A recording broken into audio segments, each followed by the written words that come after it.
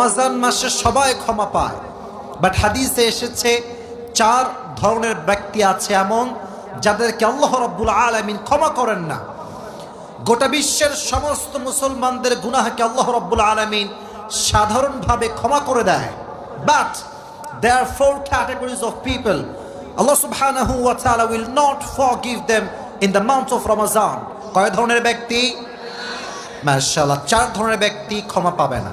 অতএব এই 4টা ব্যাড কোয়ালিটি থেকে বেঁচে থাকার দরকারটা আছে না নাই? নাম্বার 1, সেই ব্যক্তি ক্ষমা পাবে না যেই ব্যক্তি আব্বা আম্মার সঙ্গে খারাপ ব্যবহার করে, সে মাফ পাবে না।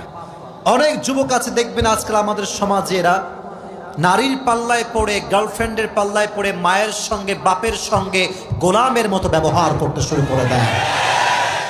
তুমি কোন মেয়ের পাল্লায় পড়ে আব্বা আম্মাকে ভুলে গেলে? মুরব্বী আব্বা